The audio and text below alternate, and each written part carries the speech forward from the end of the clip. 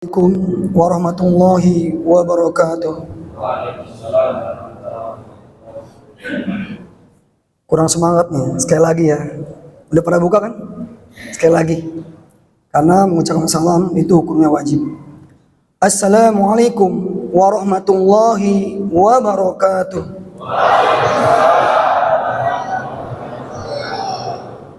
Itu baru TOP kompak ya. Bismillahirrahmanirrahim.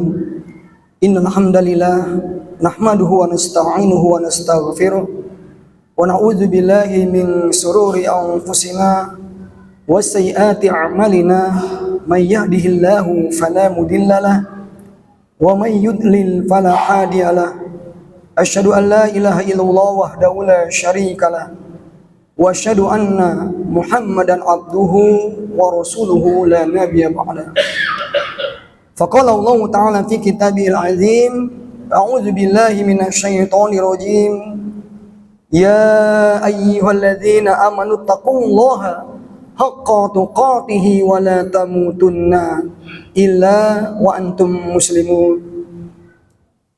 Qala ta'ala, ya ayyuhalladzina amanu kutiba alaikumusiyam kama kutiba alal ladzina min qablikum la'allakum tattaqun. Jamaah sidang salat Isya rahimakumullah. Alhamdulillah, segala puji bagi Allah Subhanahu wa taala. Yang mana Allah Subhanahu wa taala pada malam hari ini telah memberi nikmat kepada kita, yaitu terutama nikmat sehat yang Allah berikan, sehingga pada kesempatan ini kembali Allah Subhanahu wa taala dapat mempertemukan kita, yaitu dalam rangka salat Isya secara berjamaah, dan insya Allah akan dilanjut salat tarawih secara berjamaah dalam keadaan sehat walafiat. Untuk itu tak lupa salat salam tercurah kepada Nabi besar Muhammad sallallahu alaihi wasallam beserta keluarganya, para sahabatnya, dan insya Allah kita selaku umatnya dalam menjalankan perintahnya tetap istiqomah berittiba mengikuti Al-Quran dan As-Sunnah. Jamaah sidang salat Isya rahimakumullah. Alhamdulillah, saya lihat nih di Masjid Baitus Salam masih banyak yang antusias untuk mengikuti salat tarawih secara berjamaah. Kalau kita lihat di masjid-masjid lain itu semakin berkurang, Pak. Semakin berkurang di masjid-masjid lain. Kalau di Masjid Baitus Salam semakin bertambah maju. Memang ini sudah menjadi hal kebiasaan. Maka di sini akan dilihat siapakah yang benar-benar taat kepada Allah Subhanahu wa taala. Yang mana benar-benar taat beribadah kepada Allah Subhanahu wa taala, di sini akan terlihat siapakah yang menjadi pemenangnya. Fastabiqul khairat, berlomba-lomba mencari akhirat pada saat bulan ini, bulan yang penuh maghfirah, bulan yang penuh pengampunan. Yang mana di dalamnya ketika kita melakukan suatu ibadah akan dilipat gandakan semua amal pahala kita, baik sholat wajib kita, sholat sunnah kita, maupun bacaan Quran kita. Akan dilipat gandakan pahala-pahala yang kita kerjakan. Sehingga akan terlihat di sini siapakah orang yang sholat hanya sholatnya musiman. Kadang kan orang-orang Islam ini dia taunya hanya Islam, taunya dirinya Islam. Makanya padahal ketika tadi saya membacakan tentang ayat shaum, ya ayyuhalladzina amanu kutiba alaikumusiyam, Allah memberi khabar, itu memerintahkan kepada orang-orang yang beriman. Tidak ada ya ayuhan nas atau ya ayuhal Islam. Jadi kata Allah, ya ayuhal ladzina amanu, hai orang-orang yang beriman, bukan hai orang-orang Islam. Bukan. Karena kita lihat banyak sekali orang Islam, kalau kita lihat siang hari yang uncang-uncang kaki di warteg siapa, Pak? Yang kelihatan kakinya doang, kita tanya pasti dia orang Islam. Kalau kita mau berdebat sama dia dari pagi sampai sore, dia tetap bilang Islam, kekeh dia. Sambil ngerokok, makan, minum, dia bilang dirinya Islam.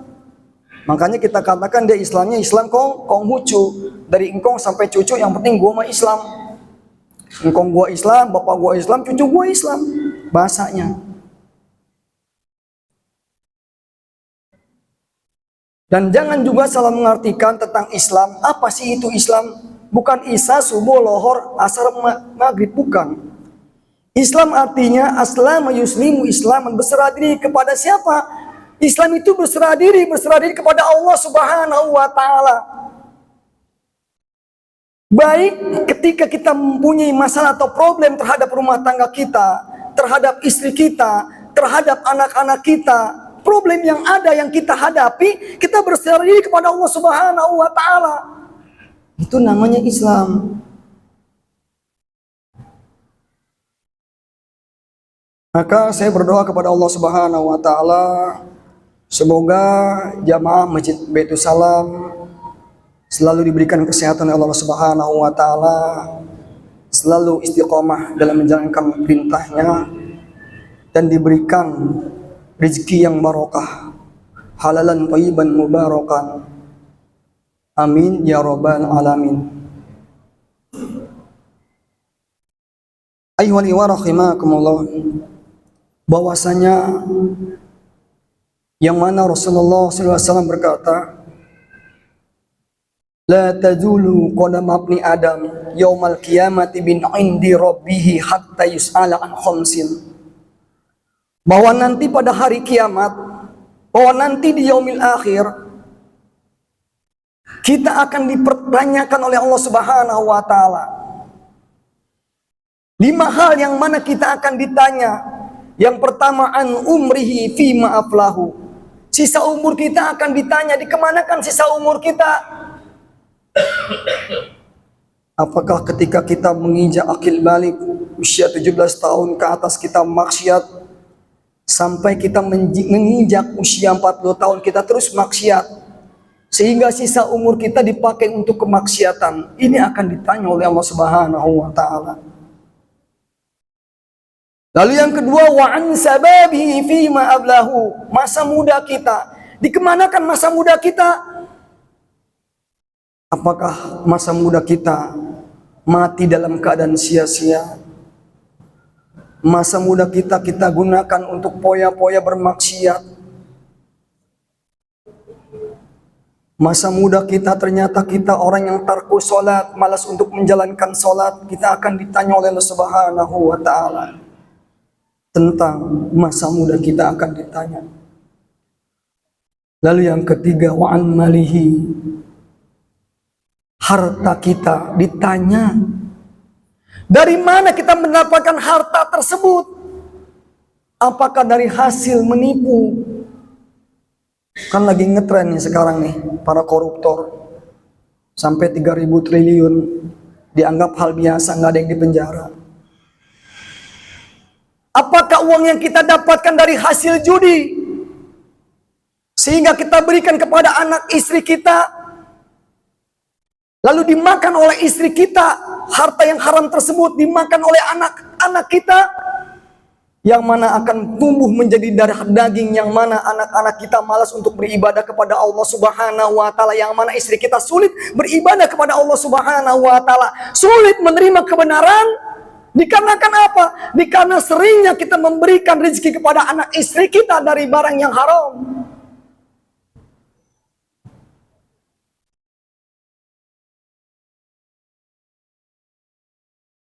Lalu kita akan ditanya, dikemanakan harta kita, Pak? Apakah harta kita diberikan itu di jalan Allah Subhanahu wa taala?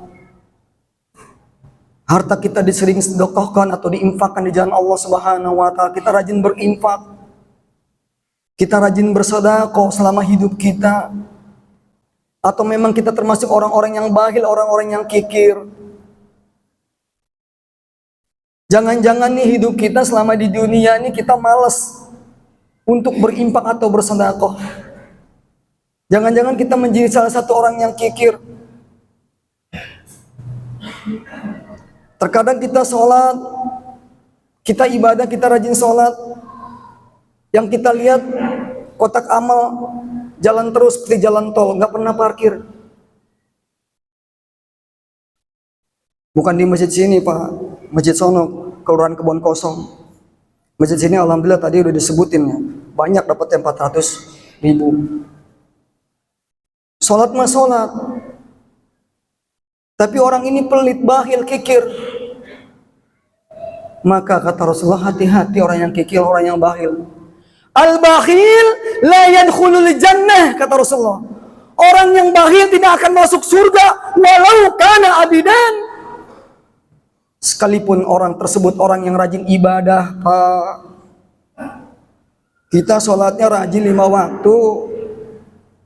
Sholat tahajudnya rajin, duhanya rajin. Saum kita rajin, tapi kita kikir. Kita bakhil, membiarkan tetangga kita kelaparan yang fakir miskin, membiarkan anak-anak yatim di samping kita kelaparan. Apabila ada masjid yang sedang dibangun, masa bodoh. Apabila ada musola yang sedang dibangun, masa bodoh. Sholat mah sholat, nggak pernah bawa duit, kotak amal jalan terus. Sedikit pun harta kita tidak pernah dimasukkan ke dalam, yaitu untuk infak atau sedekah. Maka kita tidak akan masuk surga, Pak. La yadkhulul jannah. Ini hati-hati dengan ubud dunia, dengan cinta dunia, hati-hati kita. Dengan gemerlapnya dunia, hati-hati kita. Janganlah kita bangun pagi-pagi menghitung penghasilan kita. Terkadang ini kita lihat, bangun tidur, mandi, berangkat kerja, lalu sampai sebulan dapat uang, kita masukkan ke bank. Sisanya kita kasih anak, istri, bayar listrik. Lalu ada duit sisa, kita masukin ke bank. Begitupun 2 bulan kemudian, setelah mendapat gajian, kasih lagi anak, istri, bayar listrik, sisanya masukin lagi ke bank. Sehingga hartanya ditumpuk-tumpukan di bank. Kita masih bodoh, ada orang-orang yang memang susah yang harus kita tolong. Ada harta yang memang harus kita infakkan di jalan Allah Subhanahu wa taala. Karena kita sering menghitung-hitung harta kita, Pak, di bank. Lalu setelah banyak uang kita di bank, kita ambil, kita belikan anak kita emas. Kita belikan istri kita emas sampai menginjak nasabnya, Pak. 85 gram itu pun kita lupa untuk dijakatkan. Hati-hati orang yang demikian, kata Allah. Yang mana kata Allah, yauma yuhma 'alaiha fin nari jahannam fatuqwa biha jibahuhum wa junubuhum wa juhuruhum. Bahwa nanti nih orang yang ketika di dunia gemar mengumpulkan uang di bank, mengumpulkan duit di bank, mengumpulkan emas, mengumpulkan perak, senang nih orang. Lalu dikumpulkan oleh Allah Subhanahu wa taala harta, perak, emas dikumpulkan oleh Allah Subhanahu wa taala. Lalu setelah dikumpulkan lalu dibakar oleh Allah. Setelah dibakar, setelah panas lalu digosokkan, Pak. Digosokkan kemana? Digosokkan ke seluruh tubuh kita. Zibahuhum, kening kita digosok. Wa junubuhum, lambung kita digosok. Wa juhuruhum, punggung kita digosok. Sehingga Allah katakan, haza ma kanatum fadzuqu ma kuntum taknizun. Rasakan olehmu ini yang mana engkau dulu gemar mengumpulkan harta, emas, perak.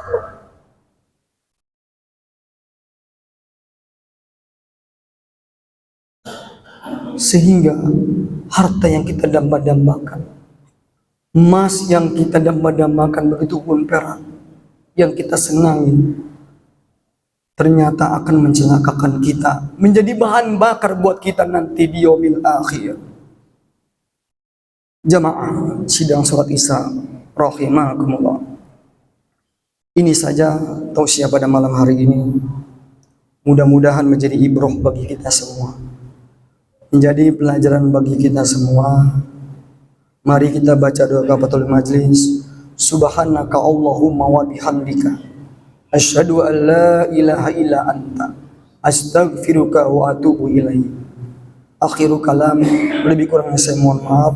Wallahu muwaffiq illa aqwamut thoriq. Wassalamualaikum warahmatullahi wabarakatuh.